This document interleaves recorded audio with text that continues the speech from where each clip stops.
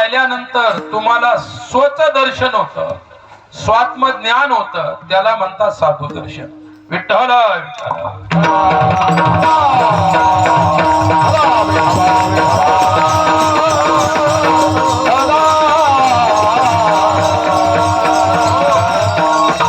साधूचं जीवन कसं आहे.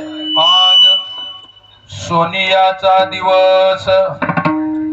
अनेक ठिकाणी या आशयाचे अभंग सर्व संतांनी लिहिलेले आहे. आज सोनियाचा दिन वर्षे अमृताचा घनो हरी पाहिला रे. ज्या दिवशी भगवत दर्शन झालं तो दिवस सोन्याचा. आणि इथं सेना महाराज म्हणतात ज्या दिवशी संत दृष्टीनं पाहिला तो दिवस सोन्याचा. मग तुमची आमची दृष्टी आहे, दृष्टी देवानं कशासाठी दिली? पाहण्यासाठी दिली. डोळे झाकल्यानंतर अंधार, उघडल्यानंतर जे समोर असेल ते दिसते. काही काहीला डोळे झाकल्यानंतर सुद्धा काही काही दिसायला लागतं. काही काही गोष्टी सकाळी सकाळी स्नान ध्यान केलं की डोळे लावून बसतात. म्हणजे कशाला बसला? म्हणजे ध्यान चालू आहे. इतकं खतरनाक ध्यान असतं. तुम्ही डोळे लावून हाता लावून पहा काय काय दिसतं पहा तुम्हाला. जे दिसायचं नाही ते दिसायला लागतं. इच्छा नाही पायाची ते सुद्धा दिसायला लागतं तिच्या हातात. म्हणून आपला वारकरी संप्रदाय डोळस आहे. त्यामुळे डोळे झाकूच नका. उघड्या डोळ्यानं जे काय पाहायचं ते पहा. डोळे झाकण्याचा प्रयत्न करू. कारण डोळे झाकल्यानंतर वासना सूक्ष्म असल्यामुळे ती वासना डोळ्यात येऊन बसते. आणि मग ती वासना असे दृश्य दाखवते जे पाहण्यासारखं नाही ते दाखवते. आणि डोळे उघडे ठेवा. फोटो पुढे असेल तर फोटो दिसेल, मूर्ती पुढे असेल मूर्ती दिसेल, जी वस्तू पुढे असेल ते दिसेल. आणि डोळे लावल्यानंतर काय काय दिसेल हे सांगता येत नाही. गणितच करता येणार नाही, इतक्या गोष्टी दिसतात. विठ्ठल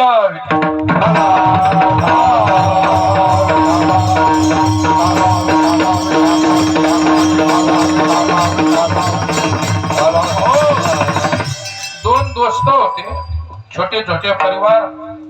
दुधासाठी दोघांनी म्हशी आणल्या विकत. त्यानं आणली यानं आणली. दोघांपैकी एक ध्यान शिकायला जायचं. कोणीतरी साधू आला होता ध्यान शिकवणारा, शिबिर लावणारा. ध्यानाचं शिबिर किती दिवसाचं? 3 दिवसाचं. इतकं सोपं आहे का ध्यान?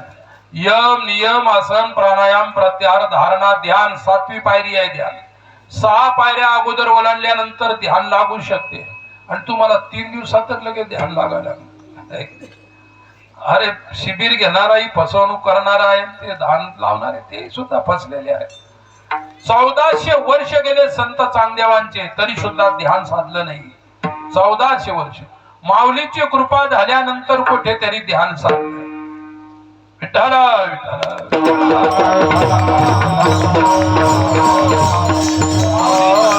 माऊली म्हणतात स्वस्ती श्री वटेषु जो लोपोनी जगदा भासो दावी मजग्रासो प्रगटला खरी.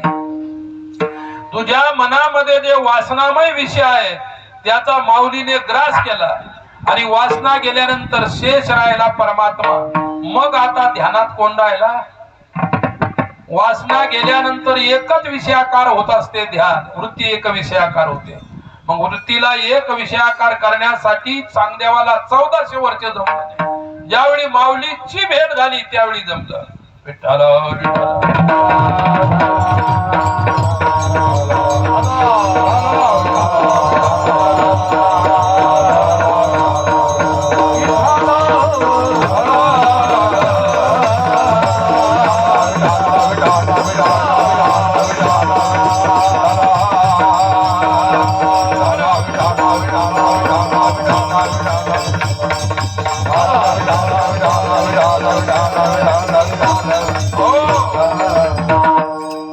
ध्यान सोपं का? दोघांनी म्हशी आणल्या. एक जायचं ध्यान शिकायला कोणाकडे तरी. आणि ते ध्यान शिकलं महिनाभर झालं ध्यान शिकून. आणि मग गुरुनं विचारलं बाबा प्रत्येकाचं ध्यान कसं कसं लागत आहे. एका एकाला क्रमाने विचारलं. याला विचारलं का रे तुझं ध्यान कुठपर्यंत आलं? तो म्हणाला शेजारच्या म्हशीपर्यंत आलं. त्याचं ध्यान शेजाऱ्याच्या म्हशीपर्यंत आलं. अजून त्याच्या म्हशीपर्यंत यायचं राहिलं. महिन्यात काय प्राप्त केलं त्यानं? शेवटी ध्यानातून म्हैस प्राप्त केली का ईश्वर साधला. अरे ध्यानाचा विषय एकाग्रता आहे. विठ्ठल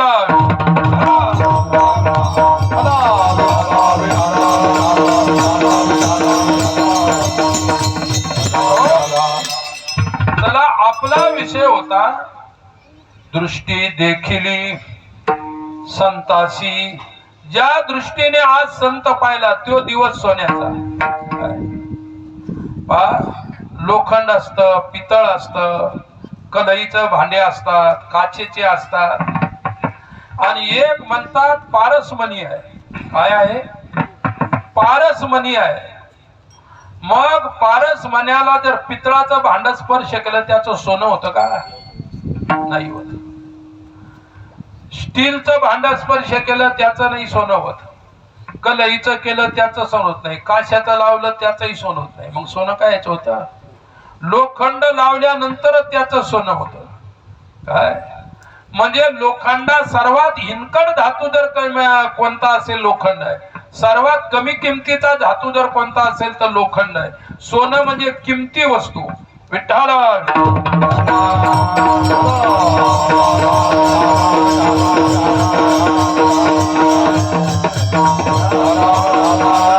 आणि साधूकडे कोणताही कसंही लोखंड आणा, त्याचं ते काय साधू असा पारसमणी आहे. कसल्याही प्रकारचं लोखंड आणा त्याचं सोनं केल्याशिवाय राहत.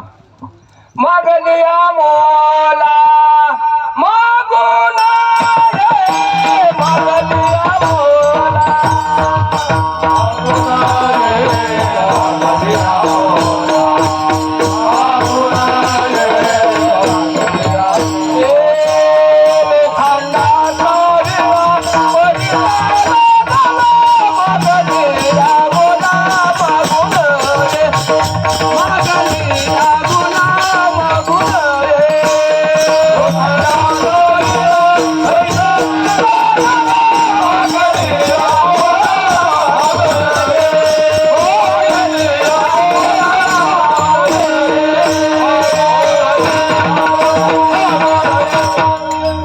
अतिशय उत्तम. मागलिया मोला मागू नये. आणि पुढं लोखंडाचा विळा परिसा लागला, लोखंडाचा विळा परिसा लागला, मागलिया मोला मागू नये. काय लोखंडाचा विळा परिसाला स्पर्श झाला, विळ्याचं काय झालं? सोनं झालं. मग पहिलं त्याची किंमत काय होती? लोखंड होतं त्यावेळेस ते त्या ठिकाणी 2 रुपये किलो होतं. आता सोनं झालं तर काय तोळा झालं ते किलो तर सोडूनच द्या. म्हणजे मागच्या लोखंड काय मूल्य होतं? अरे वाल्या कोळी वालिक होता, पण नारद रूपी परीस त्याला लागल्यानंतर त्याच्या मागच्या जीवनाचं मूल्य राहिलं का? आता त्याच्या जीवनाचं सोनं झालं. तुम्हाला उदाहरण सांगत आहे. विठ्ठल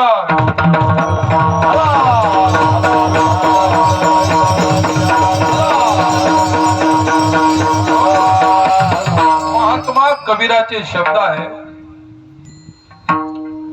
एक लोहा पूजा में राखत, एक लोहा पूजा में राखत, एक बधिक घर परी. एक लोखंड आहे ते तुम्ही देवता म्हणून पूजेमध्ये ठेवलेलं आहे. लोखंडाची मूर्ती काय? आणि त्या लोखंडाच्या मूर्तीची काय करता? पूजा करता. एक नंबर. दुसरा एक लोखंड असा आहे जे खाटकाच्या दुकानामध्ये मांस तोडण्यासाठी आहे. तेही लोखंडच आहे. पूजामध्ये ठेवलेलं लोखंड आहे. खाटकाच्या घरी ठेवलेलं ती सुरी आहे तेही लोखंड आहे. पण दोन्ही लोखंड नेऊन जर परिसाला लावले तर दोघांचं सोनं होईल. एकाचं लोखंड आणि एकाचं सोनं असं होईल का? म्हणजे परिसानी भेदभाव केला का? खाटकाच्या घरच्या लोखंडालाही सोनं केलं आणि पूजातल्या लोखंडालाही सोनं केलं. ही किमया कोणात आहे? परिसामध्ये आहे. विठ्ठल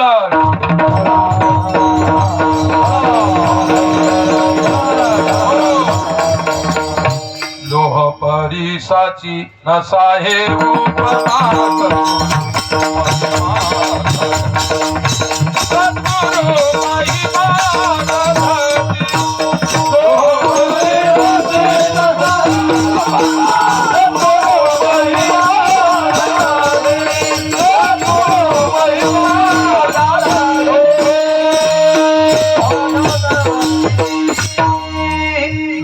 परिसाची नसा हे उपमा सद्गुरु महिमा आगाधची. कोणतंही लोखंड त्या गुरुरूपी संत रूपी परिसराला लावा, त्याचं सोनं झाल्याशिवाय राहत नाही. तिलक नाही वाल्याच्या जीवनाचं सोनं. खाटीक माणूस होता, माणसं मारायचा. तुम्ही काय बकरं मारले असतील, कोंबडे मारले असतील, जास्तच मोठा पाटील असेल तर 400-500 कोंबडे खाल्ले असतील त्यानं, आहे की नाही? याच्यापेक्षा काय खाल्लं असेल? पण या व्यक्तीनं हजारो लोक मारले, माणसं मारली. ब्रह्म हत्या राशी पातके अपार,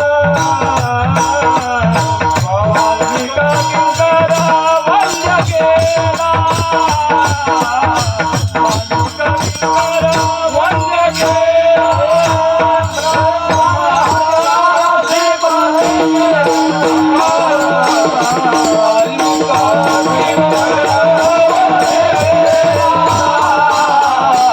वाल्मिक किंकर वंद्य केला.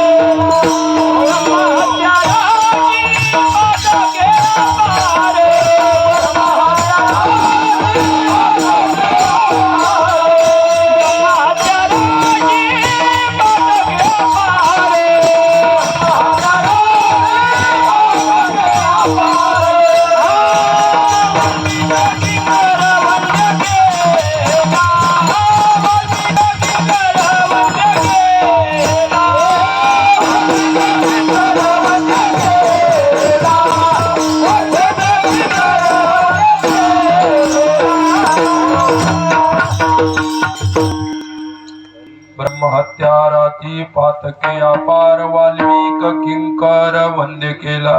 थोडासा आवाज माझा वाढून दे बघ. विठ्ठला विठ्ठला.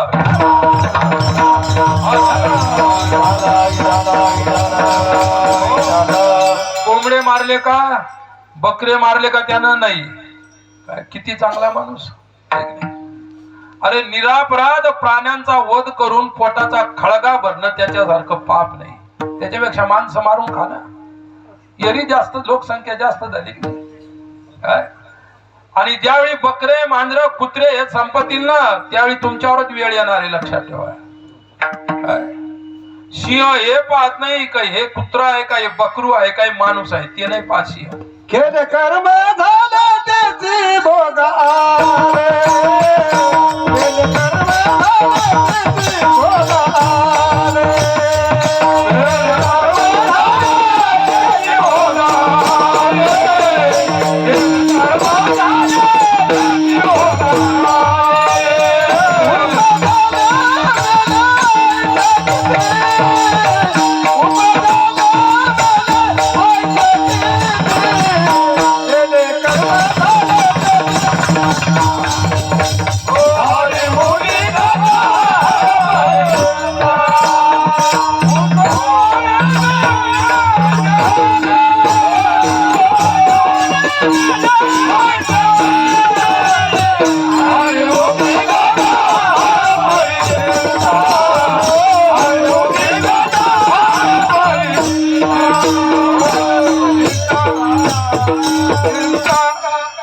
केले कर्म झाले त्याची भोगाले, उपजले मेले ऐसे किती. ते कोंबडे कुत्रे उपडले मेले. आता ही तुमच्यावर आलं पाहिजे, हे प्रमाण माणसासाठी आलं पाहिजे. फार वाईट आहे काय. अरे आहारामध्ये इतका मांसाहार वाढलेला आहे, काय सांगावं. फार वाईट आहे काय. तुम्ही आम्ही खेड्यातले धार्मिक लोक आहोत, वारकरी संप्रदाय कुठेतरी चांगला जिवंत आहे म्हणून काहीतरी बरं आहे काय. वारकरी संप्रदाय थोडासा बाजूला, तुम्ही राक्षस झाल्याशिवाय राहणार नाही. फार वाईट आहे. ही वारकरी संप्रदायाची विशेष देण आहे आपल्या महाराष्ट्राला. महाराष्ट्रात जेवढे शाकाहारी आहेत तेवढे कोणत्याच प्रांतामध्ये शाकाहारी नाही. ही वारकरी संप्रदायाची देण आहे. हे वारकरी संतांचं देण आहे आपल्याला. हे त्यांचे विचार आहेत म्हणून बरं आहे, लक्षात घ्या. नाहीतर हा प्रश्न आहे जेवायचं कोणाच्या घरी, हा प्रश्न आहे आमच्या सारख्याला सुद्धा. कोणाच्या घरी जेवायचं. त्याच्यापेक्षा मग असं असेल जेवायचंच नाही, कुठूनही फळं घ्यायचे आणि खायचे. 4 दिवस काही फरक नाही पडत. काय खाता, काय त्या भांड्यातलं खाता, काय त्या भांड्यामध्ये खाता.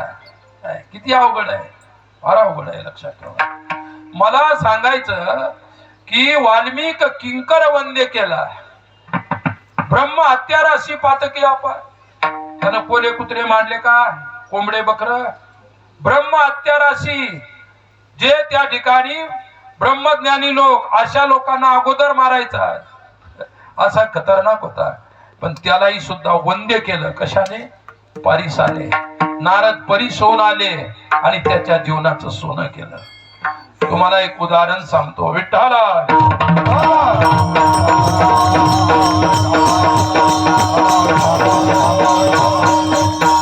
साधू परीसच आहे, पण लोखंडाला जाऊन त्याला भिडावं लागेल का? लोखंडाला जाऊन त्याला स्पर्श करावा लागेल. साधू परीसच आहे. आमचे संत चोखोबा काय म्हणतात?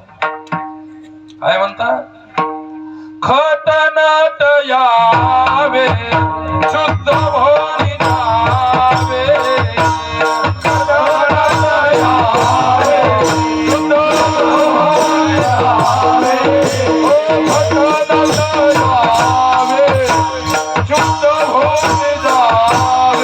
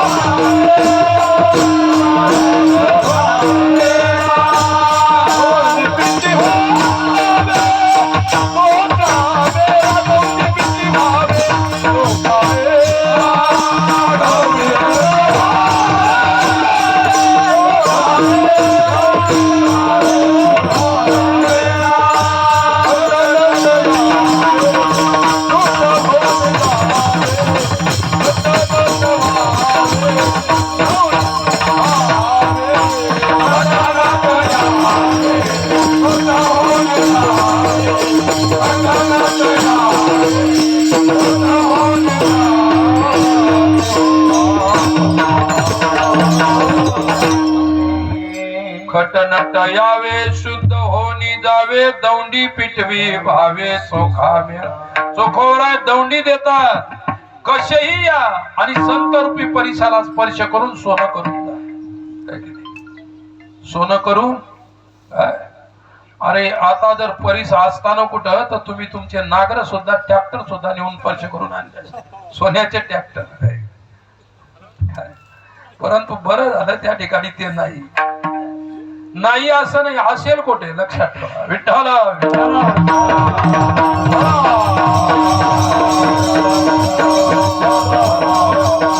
तुलसीदासासाठी मधुसूदन सरस्वतीने म्हटलेलं आहे की तुलसी जंगम तरु. तुलसीदास चालते बोलते त्या ठिकाणी कल्पतरू आहे. तुका म्हणे आम्ही जी जी इच्छा करू ते कल्पतरू पूर्वी परीस आहे. साधू परीस आहे सज्जनांनो. परंतु काय? लोखंड तिथं जायला तयार नाही. लोखंड हलायला तयार नाही तर कसं काय त्याचं सोनं? लोखंडाला जावं लागेल बाबू. तुम्हाला काही जर घ्यायचं असेल तर दुकानात जावं लागतं की नाही? तुमच्या घरी त्या ठिकाणी 1,00,000 रुपयाची नोटाचे बंडल आहे आणि तुम्हाला 50,000ची वस्तू घ्यायची, पण दुकानात जावं लागेल. असं घरून ती बंडल हलून किती तरी हात मोडला तरी ते बंडल तिकडची काही वस्तू इकडे येणार. तुम्हाला कोशिश प्रयत्न करावे लागतील. उदाहरण सांगतो. स्वामी विवेकानंदांना धर्म परिषदेसाठी अमेरिकेत जायचं होतं. सर्व धर्म परिषद होती एका धर्माच्या नावावर. विठ्ठला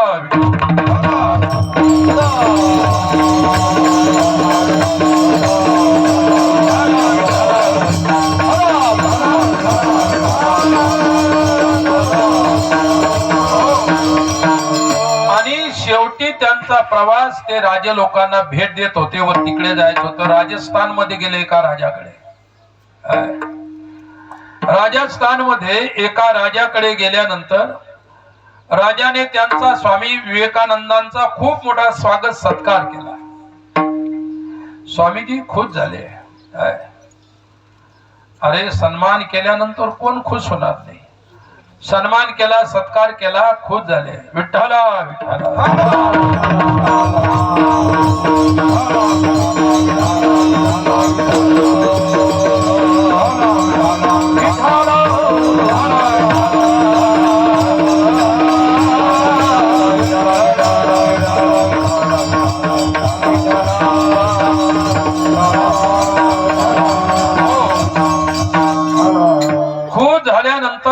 त्याचं समाधान झालं नाही. राजा म्हणाला, एवढा मोठा महात्मा भारताला अमेरिकेत गाजवणार आहे, भारताची धर्म संस्कृती अमेरिकेत पर्यंत पोहोचवणार आहे, आणि हा भारतातला पहिलाच पुरुष आहे, आणि जेवढं त्यांचा सत्कार करायला पाहिजे होता तो कमी झाला.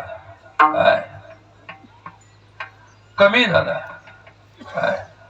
अरे ज्याची सत्कार करायची त्याची उंचीच एवढी मोठी आहे, त्यांच्या उंचीपर्यंत तुमचा सत्कार जाऊन पोहोचू शकत नाही. राजा म्हणाला, अर्धा सत्कार आज झाला, उद्या करू अर्धा. आणि नंतर मंत्र्यांना वगैरे आदेश केला की उद्या रंगशाला सजवून टाकायची, स्वामींचा विशेष सत्कार करायचा आहे. आणि त्यांनी दुसऱ्या दिवसाच्या सत्कारासाठी नृत्यगान ठेवलं आणि काशीची वेश्या आणली नाचण्यासाठी. कुठली वेश्या आणली? काशीमध्ये कोणती गोष्ट घ्या प्रसिद्धच आहे. तिथली विद्या प्रसिद्ध आहे, तिथली कला प्रसिद्ध आहे, तिथे संगीत प्रसिद्ध आहे, वादन प्रसिद्ध आहे, तिथे पंडित प्रसिद्ध आहे, सर्वच काशीमध्ये प्रसिद्ध, आणि वेश्या सुद्धा प्रसिद्ध होती. विठ्ठल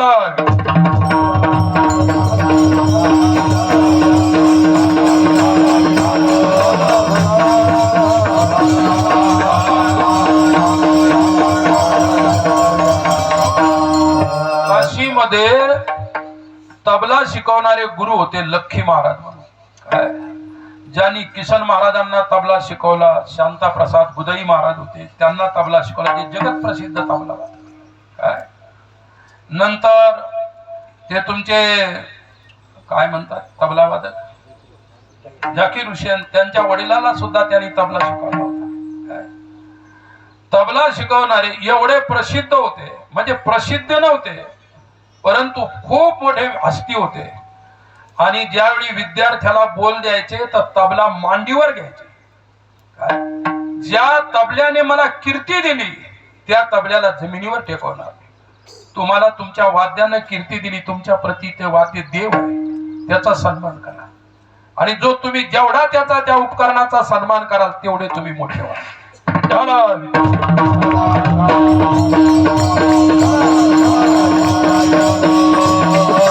स्वामी हरिदास होते वृंदावन मध्ये, गायक तानसेनचे गुरु होते. त्यांनी नुसतं विण्यावरती बोट फिरवलं तर कृष्णाला समाधी लागायची. तुमच्या सारख्या चिल्लर लोकांना तो सोडूनच दिला. स्वतः कृष्णाला नुसतं बोट टाकलं तर, आणि राग गायल्यानंतर काय होत असेल. अकबर बादशाहला 3 दिवस समाधी लागली होती. त्यांचं एक नुसतं रागाचा पहिला स्वर ऐकल्यानंतर, राग गाताना पहिले स्वर जुळवावे लागतात. तुम्ही तर आम्ही भस्कन म्हणून जातो, कुठून कुठं लावून देतो. या काय याच्यात किती किती राग येऊन जातात, एवढा आपला अभ्यास आहे.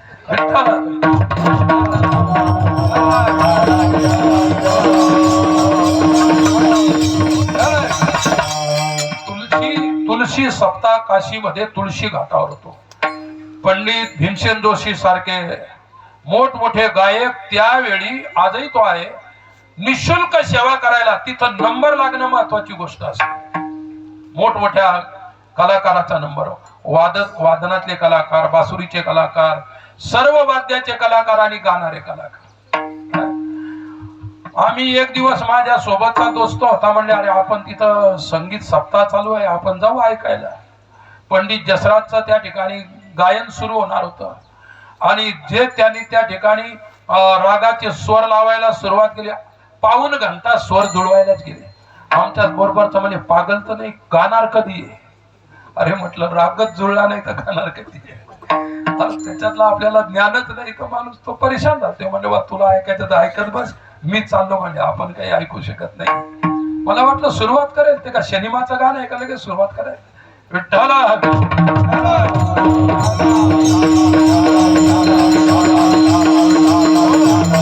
अरे रागाला सोडून कोणतेच गीत नसतात. शनिमाचे गीत सुद्धा कोणत्या ना कोणत्या रागातलेच असतात, लक्षात ठेवा. तुम्ही आम्ही जे राग आपल्या वारकरी संप्रदायाच्या गाण्यासाठी पसंत केले ते राग आपण गातो. एखादं काय करतं, शनिमाची चाल लावून देतं, मग जुने म्हातारे गाणारे नाराज होऊन शनिमाची चाल म्हणून जायला. अरे बाबा तुला कुठं काटे टोचून राहिले, म्हणू दे त्याला म्हणतो. नाही पण म्हणतो सांप्रदायिक चाल पाहिजे होती. त्याच्यामध्ये सुद्धा राग आहे, परंतु तो राग भजनावर गायचा नाही, तो राग तमाशात गायचा आहे, तो गाण्यावर गायचा राग आहे. वेगवेगळ्या याचे वेगवेगळे राग असतात. विठ्ठल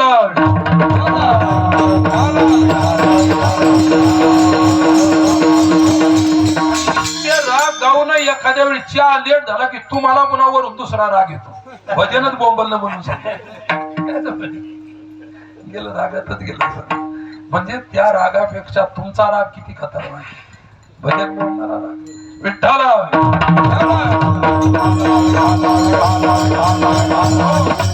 वेश्यांनी स्वामी विवेकानंदाच्या सत्कारासाठी, आणि राजाने म्हटलं स्वामीजी काय उद्या तुमचा विशेष सत्कार नृत्यानं ठेवलेला आहे, काशीची बाई आणलेली आहे. स्वामीजी म्हणजे आम्ही संन्यासी आहोत बाबा, आम्हाला कशाला नेतो ते पायाला, ते काय आमचा धर्म नाही, नाच गान पाहणं हे काय आमचं काम नाही. नाही नाही नाही, आम्ही इतक्या दुरून आली, तुम्ही नुसती दृष्टी तर टाका. काय ते म्हणाले बा मी ना इथं तुला म्हणू शकत नाही, कारण तुझ्या तावडीत सापडलेलो आहे. तुमच्याही तावडीत सापडू द्या एखादा साधू, काय करता सांगतात येत नाही. म्हणून साधून कधीच कोणाच्या तावडीत सापडू नये. विठ्ठल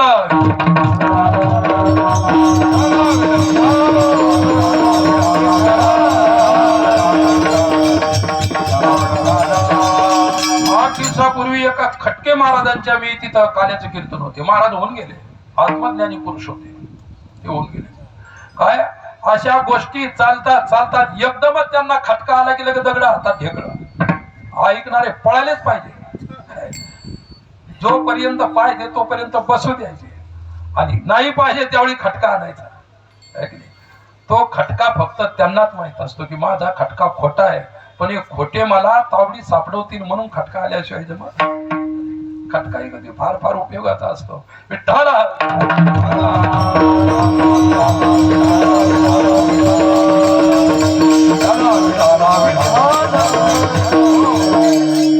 सांगत होतो, स्वामीजीने नकार दिला. मग ती तुझी इच्छा आहे ना, जिथं नाचगान होणार आहे मी त्याच्या साईडच्या खोलीमध्ये बसून राहील, तिथे मी ऐकील, पण मी ते काय पाहणार. राजाला वाटलं निदान समोर नाही पण शेजारच्या का खोलीत होणं येऊन राहिला ना, हळूहळू येईल पुढे, असं काही नाही. मग काय झालं, शेजारच्या खोलीत स्वामीजी बसले. त्याच्या शेजारच्या खोलीत शृंगार खोली होती. अगोदर ती बाई शृंगार करू लागली, साडी नेसू लागली, ब्लाऊज, तिचे अलंकार काय काय असतं आहे की नाही, ते सर्व शृंगार करू लागली. आणि शृंगार करत असताना राजानं असं गाणं सांगितलं, म्हणायचं अश्लील गाणं, की साधूने त्याच्यामध्ये मान डोलवली पाहिजे, खोलीत का असेना. बाई तिकडं शृंगार करू लागली, आणि बाई शृंगार करत असताना एक गाणं गुणगुणू लागली. आता ते नृत्यावरचं गाणं आहे, माझं कीर्तन चालू नाही तर मी इथं तुम्हाला गाऊन दाखवलं असतं. गाणं मला येते ते, पण इथं गायचं गाणं नाही ते. विठ्ठल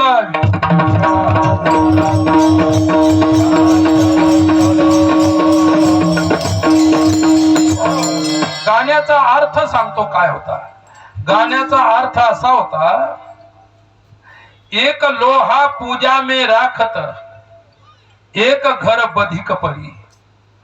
एक लोखंड पूजामध्ये, दुसरं खाटकाच्या घरी आहे, परंतु दोन्ही लोखंड जर परिसाला आणून स्पर्श करवले तर दोघाचं काय होतं, सोनं होतं. तसं साधूचं जीवन आहे. ती वेश्या गुणगणत होती अशा गाण्याला, आणि ते स्वामीने ऐकलं.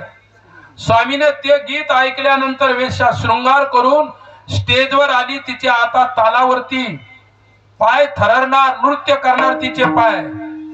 स्वामीजींना वाटलं आता समोर बसून जायला काही हरकत नाही. उठले खोलीतून आणि समोर खुर्चीवर येऊन बसले. हसनावर नजरा नजर झाली. कोणाची? वेश्येची आणि स्वामी विवेकानंदाची नजरा नजर झाली. वेश्येला असं गीत गायचं होतं ना, असं अश्लील नृत्य करायचं होतं, पण नजरेला नजर भिडली. विठ्ठल विठ्ठल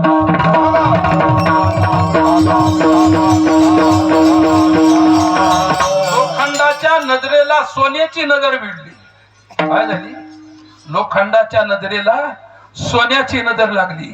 काय अहो काय म्हणता, बाईला असं गायचं होतं, बाई अशी गाऊ लागली. कशी? विठ्ठल